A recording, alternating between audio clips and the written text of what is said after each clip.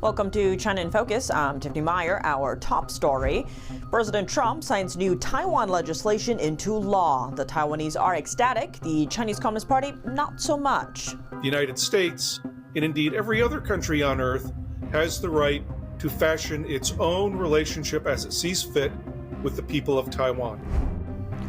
French President Emmanuel Macron kicking off a 3-day visit to China. This time, the president of the European Union isn't joining him. What's top of mind for Macron? To put pressure on Russia and help bring an end to the war in Ukraine, Europe says it will phase out Russian gas imports. The Trump administration prepares military strikes inside Venezuela. It's America's own backyard, but what role is China playing there? If Maduro falls, what does it mean for the Chinese regime? Prosecutors accuse Linda's son of betraying the state of New York and advancing Beijing's agenda. We have the latest in the case against Governor Hochul's former aide.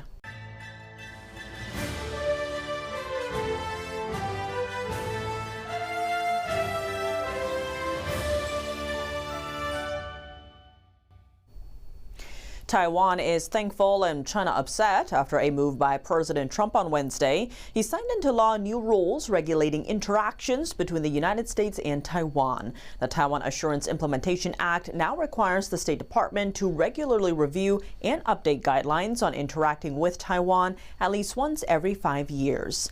Taiwan says the law stands as a firm symbol of the two countries' shared values of democracy, freedom, and respect for human rights. The law has actually been in place since 2020, but the original only required guidelines to be reviewed once, not every 5 years. Taiwan's foreign minister says more frequent reviews will allow Taiwanese officials into U.S. federal agencies for meetings. This upsets Beijing. It opposes any form of official contact between the U.S. and Taiwan. Beijing calls the island the Taiwan region of China and says the Taiwan question is the first red line that must not be crossed in China-U.S. relations. This isn't the first move of its kind by the U.S. In recent years, back in 2021, under the first Trump administration, then Secretary of State Mike Pompeo lifted restrictions on contacts between U.S. officials and their Taiwanese counterparts. This reversed limits put in place after Washington recognized Communist China half a century ago. Rick Fisher, senior fellow at the International Assessment and Strategy Center, says President Trump's move is an important step forward and that the United States needs to do more. Watch. This is a very important step forward. China, the Chinese Communist Party, predicates its relationship with every country on earth on the basis of that country's acceptance of the Chinese Communist Party's right to invade and commit mass murder on the island democracy of Taiwan. It is simply unacceptable. It's inhumane and violates so many American founding principles and are the heart of our democratic culture. Taiwan is, for all practical purposes, a country. Legally speaking, the United States treats Taiwan as a country, but it does not confer formal diplomatic recognition. Because the United States took the lead early on in surrendering its freedom to have its own relationship with Taiwan, all other countries have followed our example.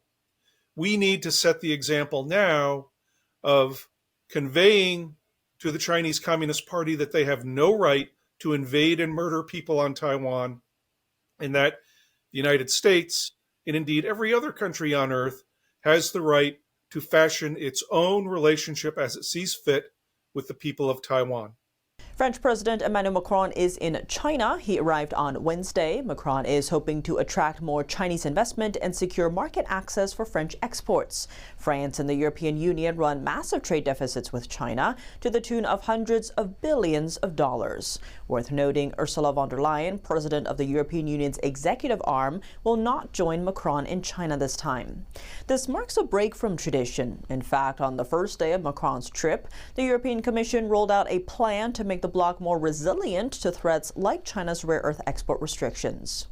Macron is joined by 6 ministers and 35 business executives from companies like Airbus. Deals are expected to be signed in the areas of energy, food, and aviation. Also top of mind is Russia's war in Ukraine. The French foreign minister says France is counting on China to persuade Russia to end the war. Macron just met with Ukrainian President Zelensky on Monday to discuss ceasefire details. China, on the other hand, wants France's support in its dispute with Japan over Taiwan. Japan's prime minister recently said Tokyo could intervene militarily if China invades Taiwan.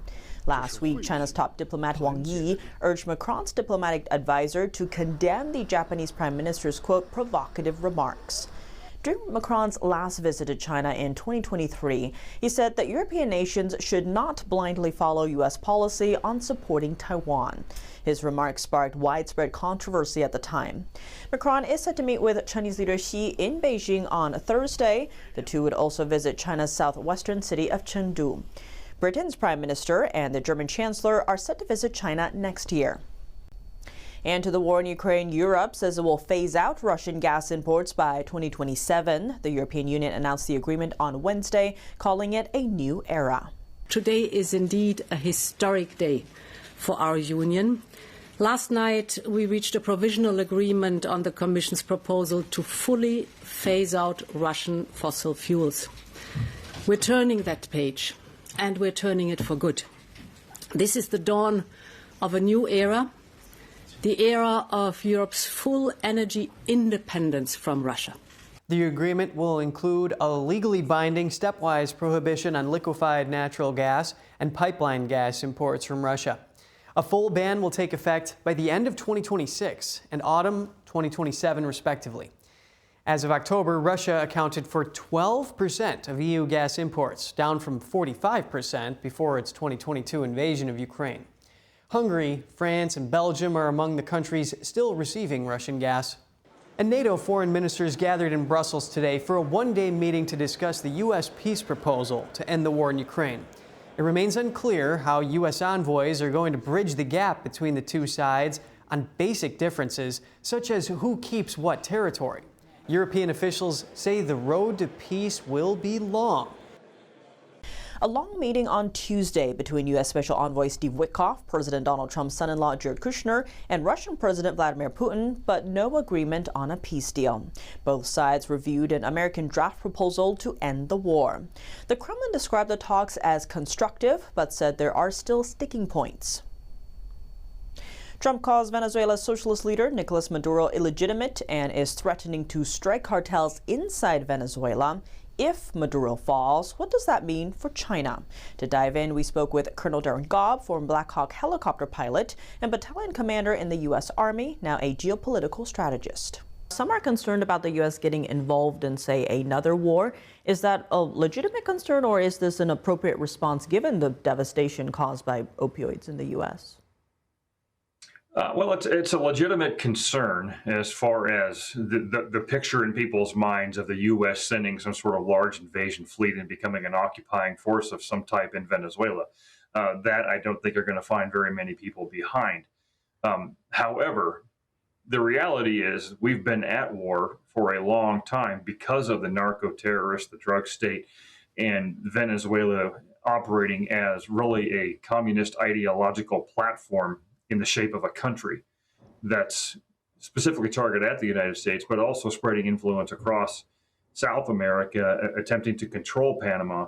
And if you want to look at who's behind that, you'll have to look to China, Iran, Muslim Brotherhood, Hamas, Hezbollah, and others. All of these people will cooperate when they know that the ultimate target is still the United States.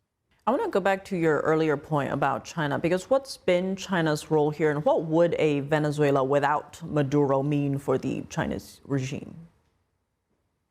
Well, China, first of all, would look at this as, maybe a necessary opportunity to figure out who's post-Maduro, because if we didn't properly influence Venezuela to select again a good and positive leader, and which is Venezuela's choice to make, then well, China's going to look at this as either lost opportunity or lost footing in South America with their chief nation they've been influencing through. or they're going to look at it as they're going to have to start over with somebody else and try to maintain the same thing. And that's the risk of toppling Maduro, is do you just get another guy who's just like him afterwards? Linda Sun's husband, Chris Hu, sat in the defendant's seat alongside her in court this week. Prosecutors detailed how Chinese authorities allegedly made business deals with Hu as part of a quid pro quo arrangement with Sun. Sun is a former aide to two New York governors. The U.S. government accuses her of aiding Beijing while working as a state official. The allegations include blocking meetings between the New York governor and Taiwanese officials, faking documents in order to bring Chinese delegations to New York, and secretly looping a Chinese diplomat into an internal state government conference call on COVID-19. NTD's Flora Hua has the latest. At Tuesday's hearing of Linda Sun, two spreadsheets created by Sun's husband Chris Hu were in the spotlight. Prosecutors allege Hu used them to track kickbacks the couple received from China. They appear to document tens of millions of dollars flowing into Hu's accounts from 2016 to 2024, all from Chinese individuals. The prosecutor's evidence suggests the couple used this money to fund their lavish life and pay for Hawaii property worth millions of dollars. The U.S. government accuses Sun of aiding Beijing while working as a New York state official. But that's not all. Evidence details how Sun allegedly represented New York State in China multiple times. But it seems she was acting at the directive of Chinese individuals tied to the regime. Based on messages shown during the trial, prosecutors say that one individual in the chat, Zhang Fuyin, is affiliated with the CCP's United Front Work Department. The organization helps Beijing to infiltrate overseas Chinese communities to advance the CCP's agenda. In the chat, Zhang mentioned one of Sun's speeches must be finalized by Chinese officials. Prosecutors say that in return, Sun was gifted free trips to China for her family, and friends. On the trips, Sun's husband was granted business meetings with Chinese authorities and companies. Flora Hua, NTD News. Coming up, an artificial intelligence showdown between the U.S. and China. What it'll take for America to come out ahead and what's at stake. More on that after the break here on China in Focus. Welcome back to China in Focus. I'm Tiffany Meyer. Now let's turn to the AI race between the United States and China. What will it take for the U.S. to win and what's at stake? On Tuesday, the Senate Foreign Relations Subcommittee on East Asia, the Pacific and International Cybersecurity Policy held a hearing titled Countering China's Challenge to American AI Leadership. To explain, NTD's Carrie Dunst spoke to Rick De La Torre, CEO and founder of Tower Strategy LLC and retired CIA Senior Operations Officer. Take a look. What we have China stealing intellectual property, abusing and stealing personal information and private data, and then weaponizing all that stuff with its military. So this isn't about business competition between the United States and China. This is actually China looking for AI dominance, both in a military and strategic position. The United States currently leads when it comes to chip technology and when it comes to the software and developing these things out. China does lead, however, sadly, when it comes to energy. We just don't have enough energy in this country to generate the amount of wattage that's required to meet AI demands. This isn't something that we can wait and sit around and hope that we somehow fix and get on the right side within the next few years. We really only have possibly 1 year or at best a few months to get into that position that we need to be in. Yeah, Rick, you bring up a lot of interesting angles and points to this complex issue. You talk about going on offense, getting the energy going, but also you talk about defense, about preventing what you've described as sort of this IP theft fusion, because that IP theft it's not for business. It's not for the private sector. There's a fusion of their military with their private sector. So the Chinese regime, as we frequently cover on NTD, is engaged in this unconventional warfare, as you described it and as I attempted to describe it. They invest in soft power in places such as grassroots organizations in the U.S. They even do lobbying quite aggressively. So do you see that coming into play specifically as it relates to AI, or is it in other sectors of military and other things?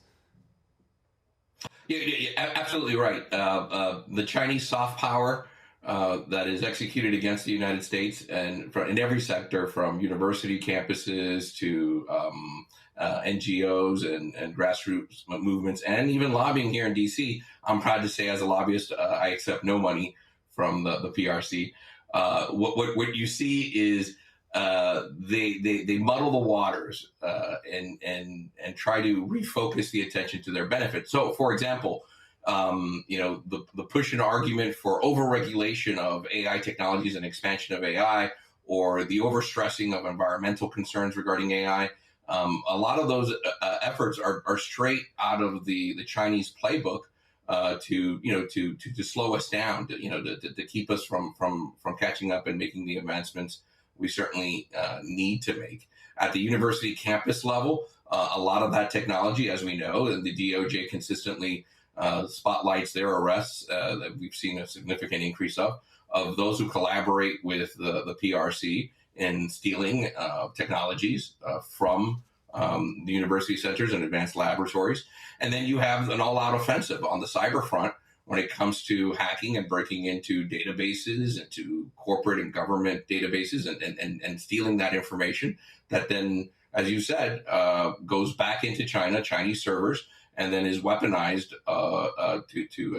to benefit the PRC.